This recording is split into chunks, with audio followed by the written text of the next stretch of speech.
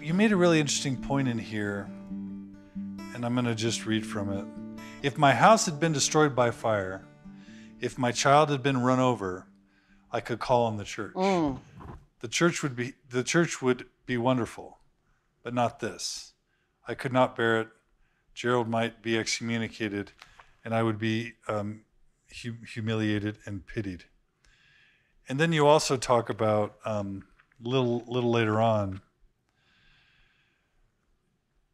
when some ladies from the Relief Society came to visit you, and they asked you how you're doing, and you said, we're fine. We're all fine. Oh, yeah. We say that. And then you asked that question, did every woman in the ward who had a real heartbreak lie about it like I was lying? Did we need so badly to look as bright and happy as the perfect family on the front of the ensign that we smiled no matter what the cost? Yep. I guess you didn't end the book this way, and we'll talk about the ending in a little while, but you didn't end with this theme that the church wasn't there for you. But it's clear that there were some ways in which the church just could not be there for you. And can't be there for other people. Right. In terms of dealing with the issue, the church was not a resource for me. Not at all. But then, and I will be happy to talk about, at the very end, that's where Mormons come through. When there's physical stuff to be done, and often they can put away their judgment and say, I don't get it, but Sister Pearson needs us. Then they come through.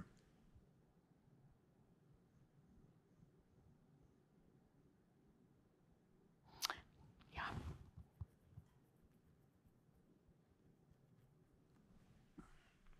So there's a point in San Francisco when Gerald brings you a man that you call Sam, who tells you about what he had gone through at BYU.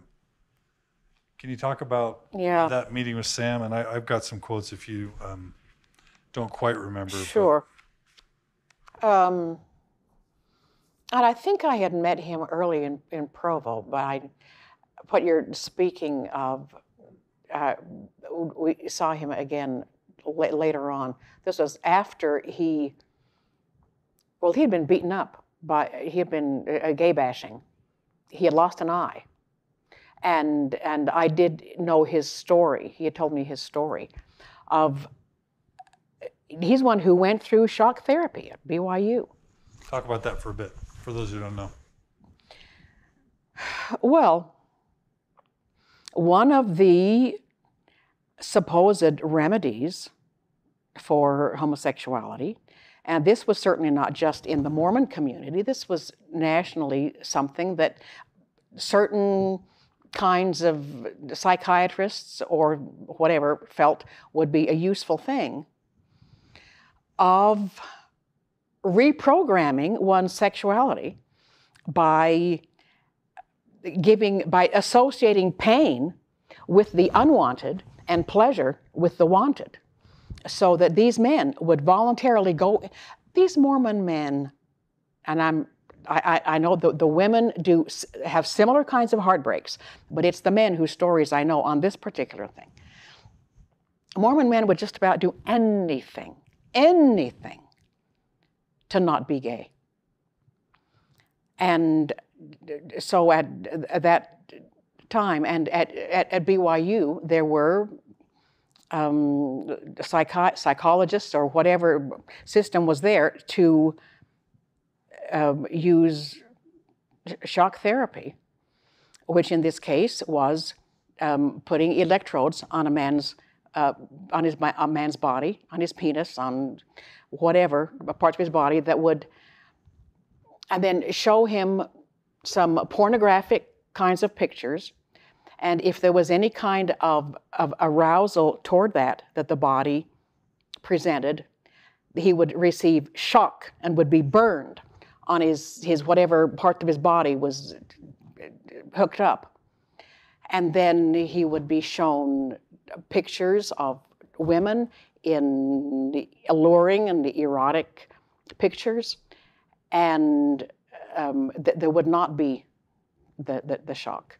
So many of these men went through that session after session after session until the burns on their body, but mostly it just destroyed their inner self.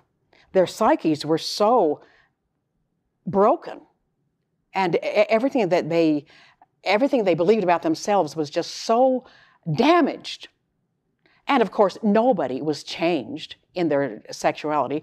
Some people were made so that anything about sex was so revolting to them. And maybe those are the only success stories. So yes, and what did I call him in the book? Sam? Sam? Yes, he was one of those. And as I remember, he had done everything early on. He had used his own money to go to a therapist, so before he told his parents. I borrow some of these little bits of stories when I created Facing East. Yeah. So there was a time in San Francisco where you decided to trust Gerald again. So after he had betrayed you. Well, Gerald and I pretty much came to an understanding that there would be a period of time where he would promise me that there would be no activity, and I would promise him I would learn everything I could about the subject, and we would just see how we would work. And so, I mean, as far as I'm concerned, that bargain was kept. But Gerald did want to introduce himself. He wanted to go to a gay fathers meeting in San Francisco.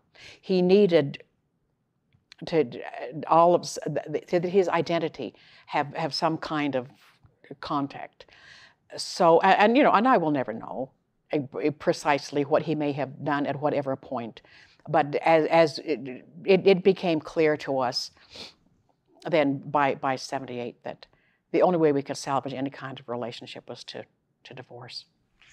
When just a traditional spouse cheats on the other spouse, just heterosexually, one time, that can be not only an immediate deal breaker, an immediate divorce, but it can lead to eternal hatred and animosity of immense proportions, where the offender is demonized and loses all rights and privileges and becomes hated forevermore, erased from any sense of love or compassion. And some would argue that doing it as a gay person with maybe even multiple partners would be beyond unforgivable. Yet you, not only gave him another chance, but seemed to embrace him and love him and understand. How did you arrive at that? Why wasn't he kicked out, kids taken away, relocated somewhere, and he became the evil bad one that we were not to talk about, or if we did, he was to be demonized? I don't know. That's just not the way I saw it. And in that first shock in Provo, when I realized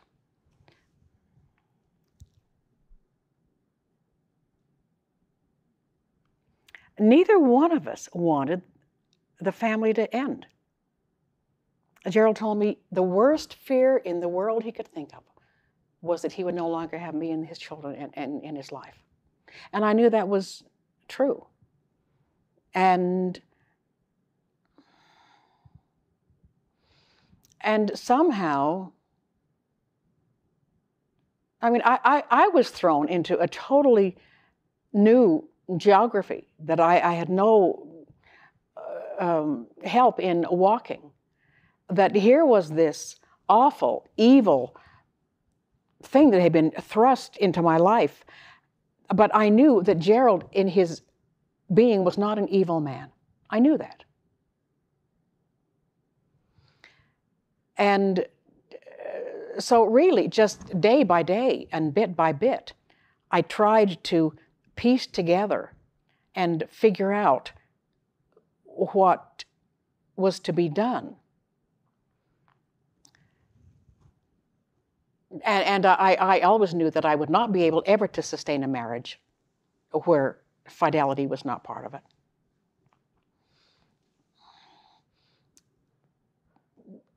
And then when we did decide to end the marriage, you know, I could go back and second guess myself all the time and say, okay, maybe at that point, well, no, I thought about it. Well, should I move back to Utah? Should I take the kids away from him? Is he a bad influence on the kids?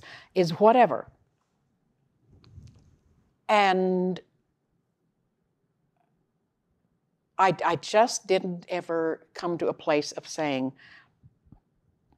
I need to keep him away from the children. I need to take them away. And I'm not saying that this is the only right way that somebody could face a situation like this. And I think I would respect a lot of people who would make a totally different decision on this. I'm just saying that in my particular case, step by step, this seemed to be the step that I could live with the best. And then after the divorce, to maintain a friendship with Gerald seemed to me more correct than cutting him off. And the kids loved him. Oh, yeah. Yeah. And he would come out first twice a week and then once a week. And but I'm not telling you at all that this was a perfect situation, or if I could go back, there are things I would do that Gerald became more of a friend to the kids than a father. And he brought especially Emily into his life in a way of wanting her to approve him, and that was inappropriate. So there are a number of things that I would go back and say, boy, not that, not that, not that, not that. But at the moment that I didn't have a clear bead on that. Gerald and I agreed that the kids could go in to visit him and they would not see anything that would be different from, I mean, of course that's an outrageous wish of mine. But anyway, things played out as they did. And then, as you know, we come to the end of the story. And shall we just go on to the end of the story, or do you? It sounds like a heady and a terrifying time to be a gay man in San Francisco. Oh, yeah. Like I get the sense that he was terrified about this decision of, I don't want to give up my family. I love my children. He loved you. But he felt like he couldn't suppress this part of him any longer. That's absolutely true. And somebody on the outside would say, oh, come on. But that is how he experienced it. And I probably put it in there. He said, if I could cut off an arm or a leg or all of them, I would do that to expunge this problem for us. But I can't. It's who I am. And as I knew, the minute I met Gerald, he was hungry for experience, for knowing, for learning, for figuring out who he was and what everything else was. Gerald was not a person that could put a lid on him and say, okay, that's all, now just shut up and be quiet. So he continued to explore what to him, and many people would say this is totally insane, to him was emotional, sexual, spiritual learning. And of course, what you say is true. It was an insane time in San Francisco. And all of these people who had been so alone and suppressed and told how evil they were, to find a place that accepted them. And all of these crazy things were, you know, a little kid in the candy store who finally able, no limits. There was craziness going on. And I saw Gerald trying to, Gerald wanted a partner that he could truly be with and live with and grow old. Oh yes, that's what he wanted. And he kept trying. He did. And he kept bringing you his boyfriends. Okay, yeah, a number of them. And I went to the San Francisco Gay Men's Chorus because Gerald asked me to. And saw these men marching down the aisles in white, singing If My Friends Could See Me Now, as I sat there weeping. And the lady next to me said, "Who are you here to see?" I said, "My husband." So, yeah, and listen, I am not saying that this is the way everybody should play out such and such a scenario. I am only saying this is how it played out for us. And from moment to moment, I just did the best I could. And that chorus was sort of his creative... Oh, he didn't begin it. But it was his creative high point. Oh, yeah, yes. And he was producer of the first national tour of the San Francisco Gay Men's Chorus, and he was deeply proud of that. And Dianne Feinstein was the mayor at the time, and there was a big... Oh, listen, do you know what? When I saw the movie Milk, or before I went to see it, I got into my diary to see what was going on, just because I remembered that Gerald had said, so I found this place in my diary. I found it rapidly. The day that Harvey Milk was shot. Gerald called me that night. He was so stunned, as everybody was. And he had 2 weeks prior had lunch with Harvey Milk.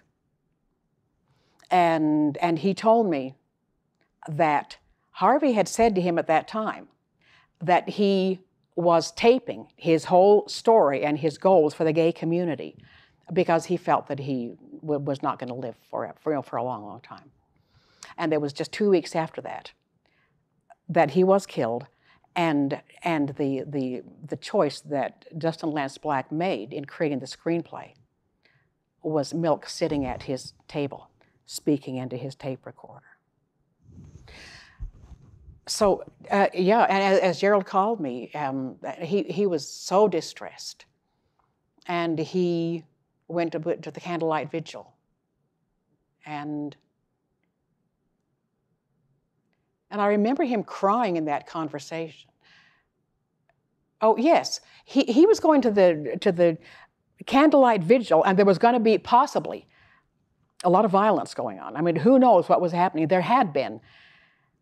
No, excuse me, this was the time when the verdict came that Dan Brown and his Twinkie defense was getting off very, very lightly.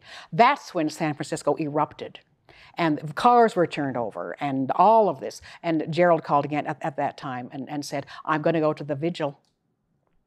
And he said, "I just wanted to call and tell you and the kids again that I love you so much in case something happens to me tonight." So he was deeply involved in all of that stuff, and it meant something historically and personally to him that was huge. Milk was their Martin Luther King. Yeah. And I think that's a very important movie that people should see, the movie Milk. So yes, Gerald went out hunting for his true love. And as I comment in the book, he said to me at least once, "Oh, Blossom, if I could ever find a man like you, I'd be in seventh heaven." Painful words to hear for you. Yeah, so should we just go on to the end of this? Yes, so multiple boyfriends with the hopes of finding the true love, never found it. Yeah. Then he got sick. Right. And Gerald had been sick for about a year, but he did not dare go in for testing. And of course, we found out about the AIDS virus. It was a brand new thing. Nobody knew why it was striking gay men. It was all brand new stuff. And this was 84. Gerald had been ill in 83, and then I think in March of '84, he finally went in and got tested. And I think it was by phone, he called and told me that he was tested positive for the virus. And then he came out that week, and then we told the children. And, but Gerald was going to beat it. And, and there were all of these, certain things being discovered. The virus was isolated, and people thought maybe, we can quickly handle this. And Gerald was full of optimism, and he did his affirmations. Listen, I've got about 5 notebooks of Gerald writing out his affirmations on the pages. I am well. I am, all of these good things. I am a valuable son of God. And during this last part of his life, he was deeply anguished about Mormonism, about the condemnation that he had always had to live through, that he felt was part of the reason he was vulnerable to getting this illness. And at one point he said to me, it's not that I don't hate the church hates me. And there was such tremendous distress there about the kind of God that had always been created for him by, the only religion he had ever known. When he left the church, he found a lot of ways to maintain a spirituality. And it was important to him to try to help other gay people who had left or been kicked out of their churches know that they were still spiritual beings. That was terribly important to him. And he devised these lessons that he gave about meditation and about our oneness and everything. But anyway, he had a lot of spiritual anguish going on right up to the end. And so it was in July that he did pass away. And when he first became ill, and I'm not saying this is how the decisions that everybody would be appropriate for everybody. But I said, Gerald, do you want to come out and be with us? And he didn't, because he needed the medical benefits in San Francisco. And anyway, coming toward the end of the story here,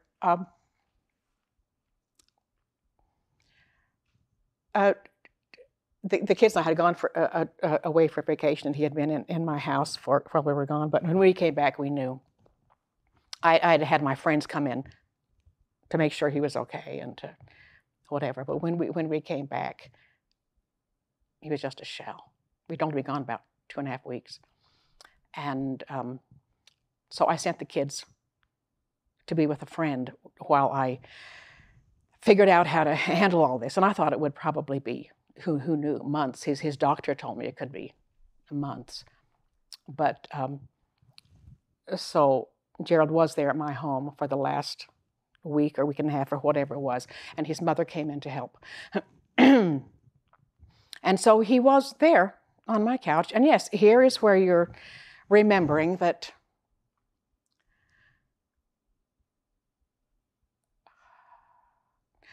I asked my friend Annie Moss to go give the information to the bishop.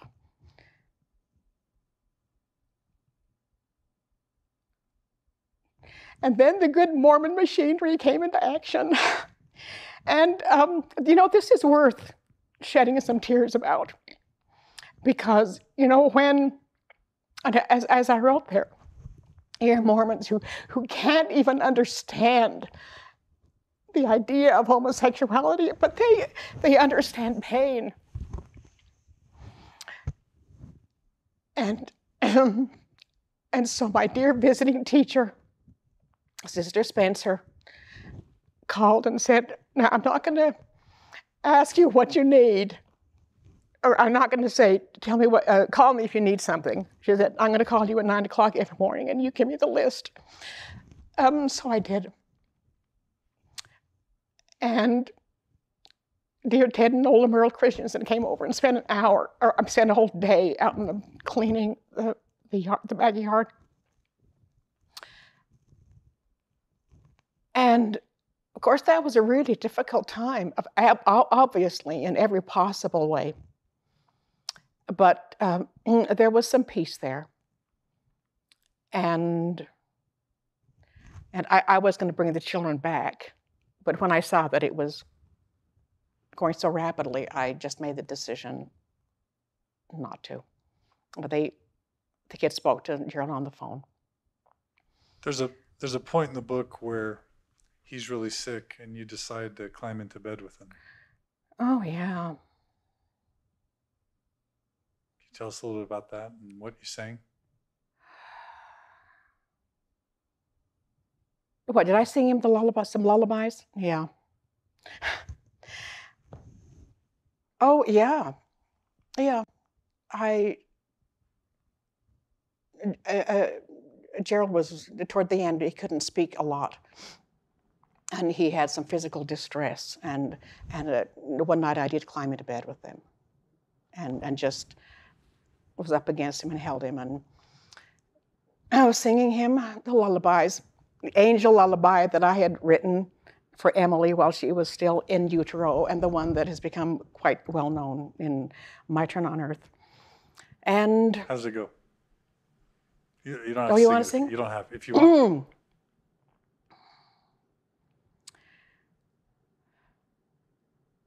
Just a sec.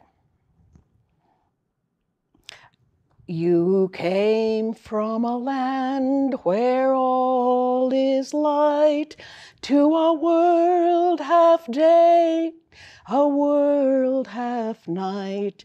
To guide you by day, you have my love, and to guard you by night, your friends above.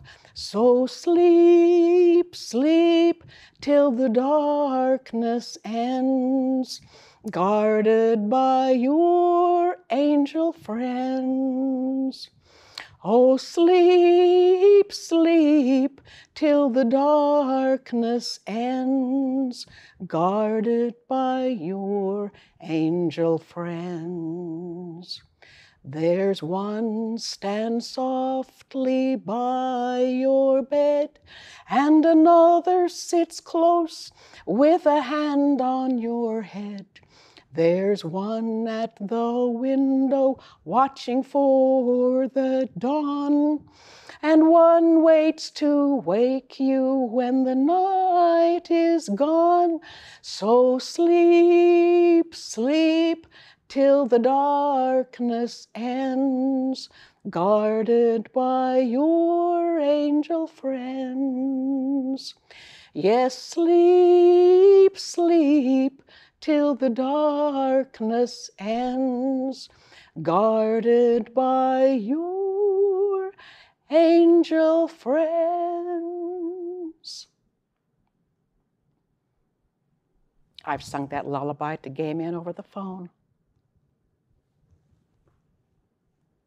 So, yes, and then I remember Gerald got sick. And I had to clean us both up. You know, dying is a messy thing.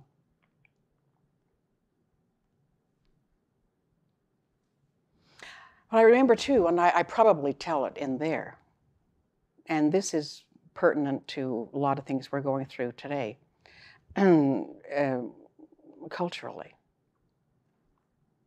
There was one, I was, toward the very end, Gerald was sleeping on the couch in the front room, and I was sleeping on the other couch in the nearby in the family room. And he started calling out, "Come on, come on, come on."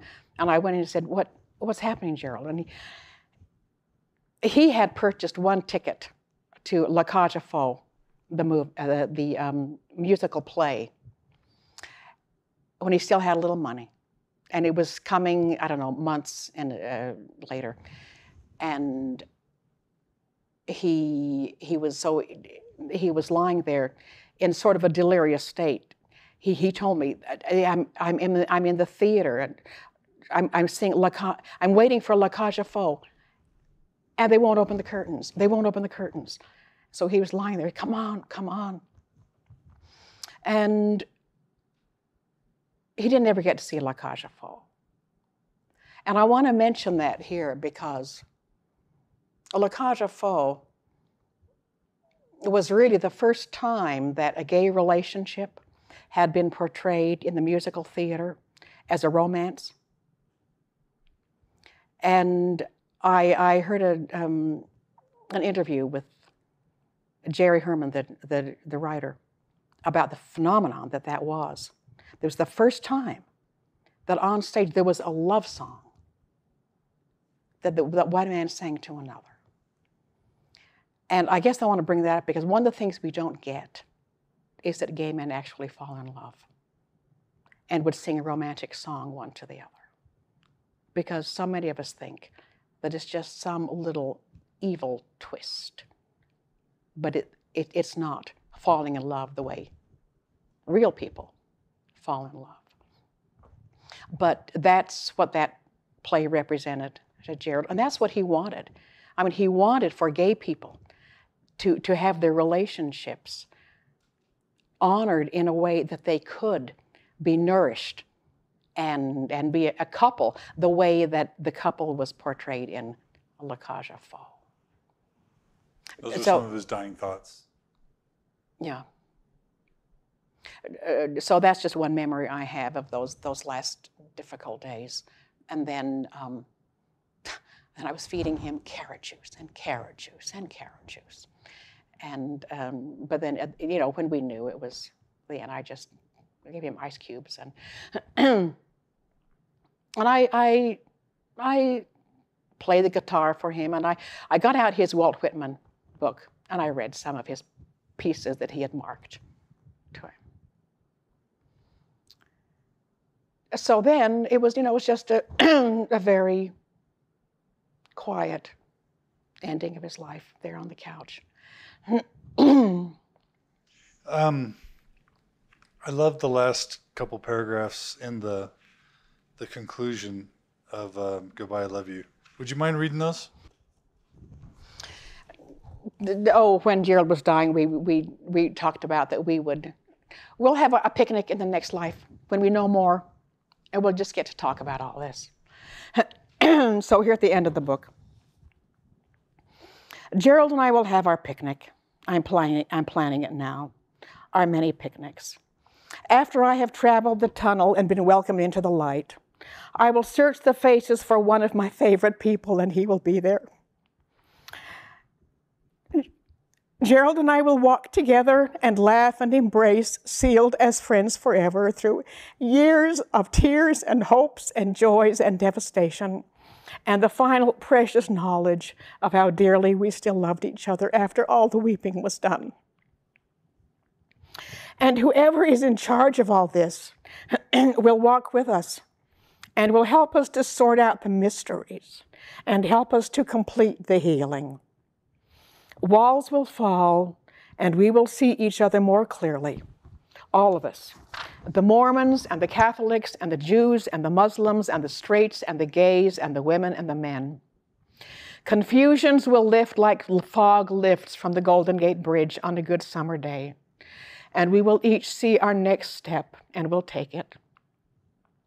Gerald's insatiable hunger for learning will find ready fields, and I will smile as I see him bounding in with some bright new knowledge to share, very much as I saw him bounding up the stairs hundreds of times, his blonde head a rising sun. Blossom, did you know?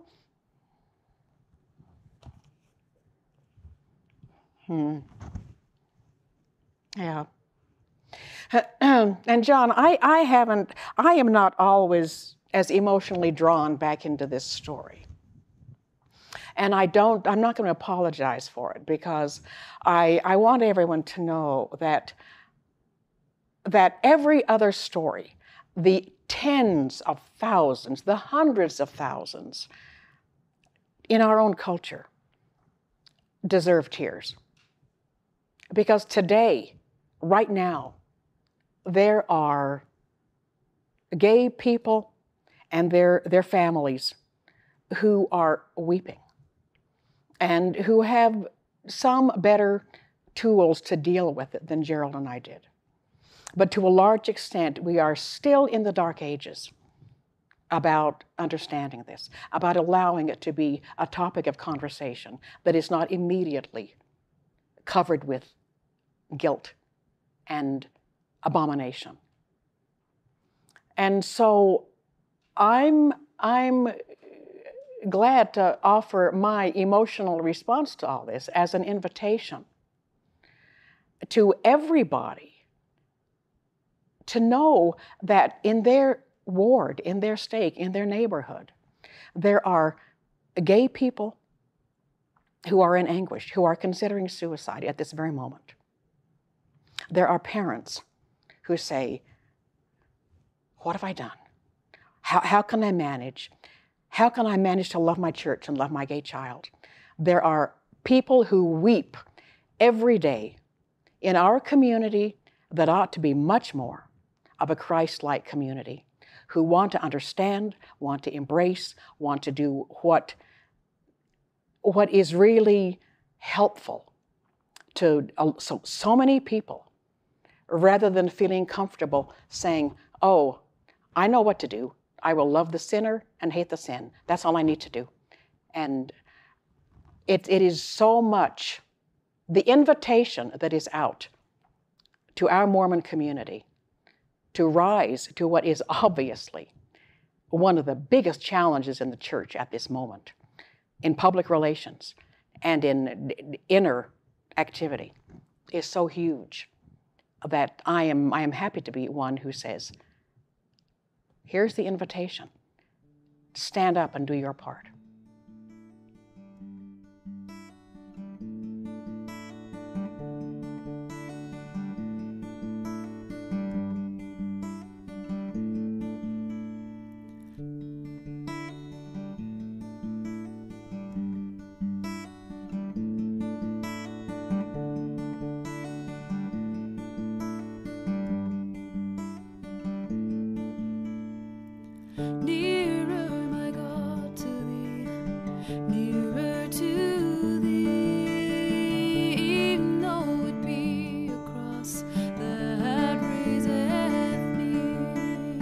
Still